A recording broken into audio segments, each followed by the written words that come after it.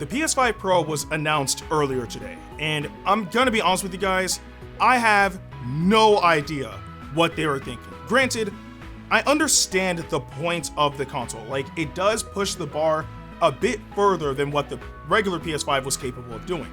So, as a device, I understand it. But the price point is insane. The price for the PS5 Pro is $700. $700. The regular PS5 was $500. So for the extra bit of like power that the PS5 Pro is providing, they're charging you $200 extra. 200. Not to mention, and this isn't even the worst part, the PS5 Pro doesn't come with the stand. So that's an extra $30 on top of the $700. And the worst part is the device is digital only. In order to play disc games on the PS5 Pro, you have to buy the separate disc drive. That's an extra $80. That means if you want the full PS5 Pro experience, you're paying over $800 without tax. Let that sink in. Over $800 for a PlayStation is, even the announcement of the PS3, like those prices, was nowhere near as bad as this.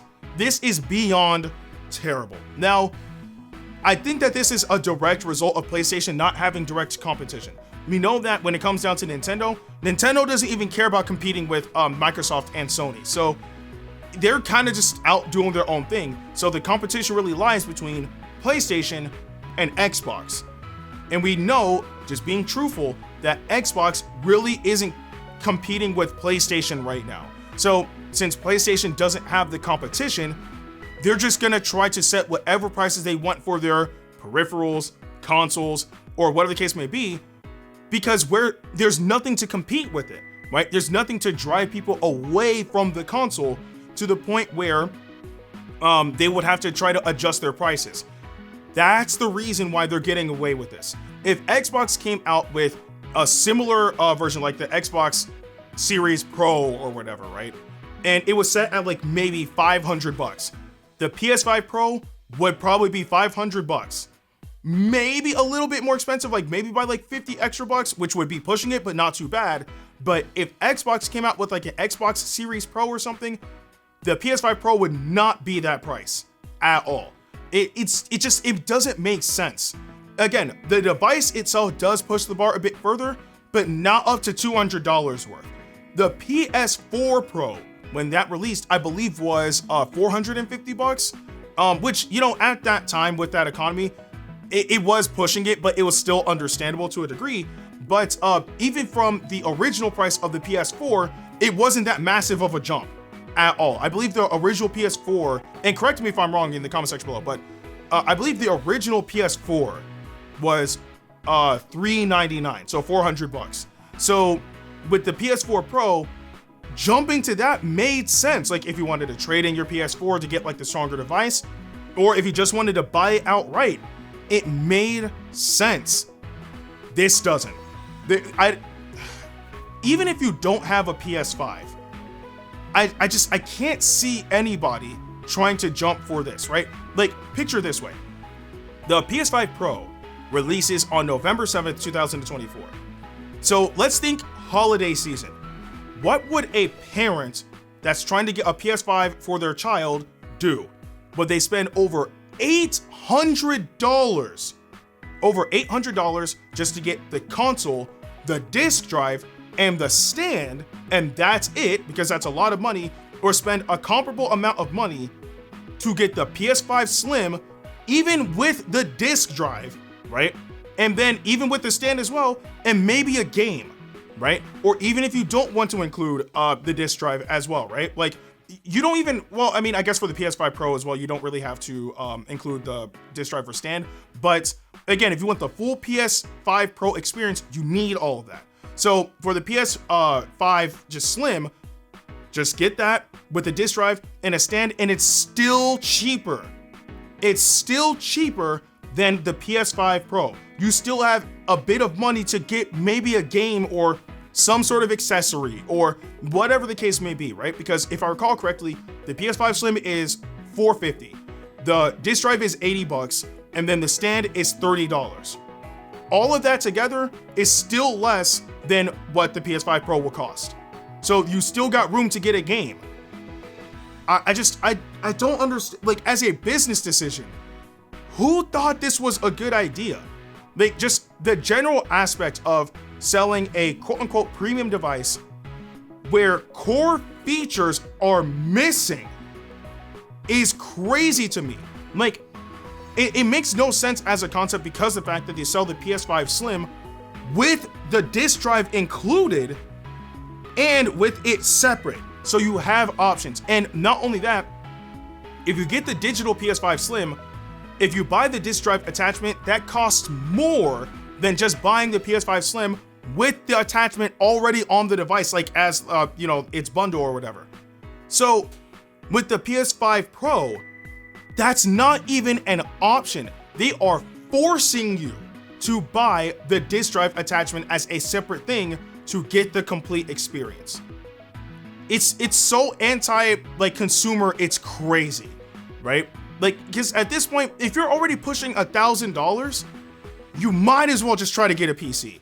Like, it's not even me trying to push the agenda of PC master race or whatever the case may be, but it's just the general notion that PCs are better than consoles, period. It's an irrefutable fact. They're always going to be better than consoles. They're completely modular, so if you want to upgrade incrementally, you can do so. Whereas with consoles, there will always be a new console.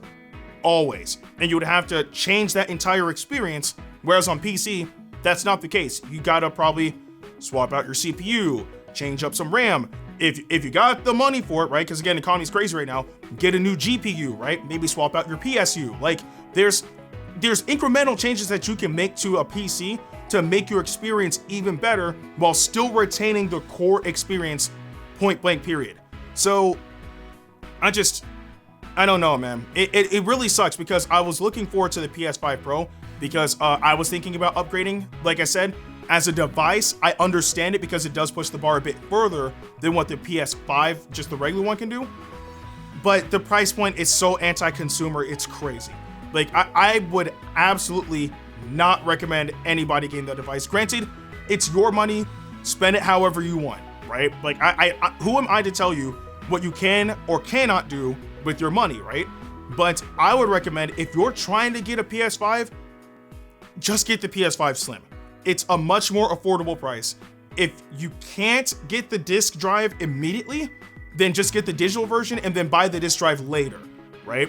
Or if you do have enough, then just get the version with the disc drive. And again, like I said, regardless of which option that you have, in comparison to the PS5 Pro, you would still have enough money to get all the essentials, right? The disc drive and the stand, and still have enough to get a game. So that's just my thoughts on it. And I love PlayStation. I'm wearing a PlayStation shirt. But regardless of my love for PlayStation, I recognize that this is crazy. Like, as a consumer, this is completely unacceptable. And I'm hoping that we get some healthy competition so that way they would adjust their prices. Because, like, I don't remember if I mentioned this earlier, $550, $600, I think those are acceptable prices. $700, that's just way too much. That's just way too much. And not to mention, Nintendo still is going to be announcing their Switch successor within what? Because we're currently in September, so like the next few months, right? By March of next year, we will know of that console, right? They're gonna have some sort of competition whether they want it or not, right? Because again, holiday season for an example. I mean, obviously it's not gonna release in holiday season, but maybe next holiday season or just in a general retrospect. That device is gonna be by default more compelling than the PlayStation 5 Pro because we know Nintendo doesn't try to overcharge for their devices in comparison to the competition, being PlayStation and Xbox. They never do. So again, Nintendo might go crazy. We don't know, but I'm rambling at this point. Like, this video really wasn't planned. Again, I recorded my reaction. I couldn't upload it, man. It's just, I would much rather just sit down and just talk to you guys and just ramble about the PS5 Pro and its absurd anti-consumer price, then just try to upload that reaction, because I think this is something that should be known. Like, PlayStation needs to adjust their prices because it's just unacceptable. That's the best way I can put it. But I do want to know what you guys think about the PS5 Pro, its prices, and all that in the comment section below.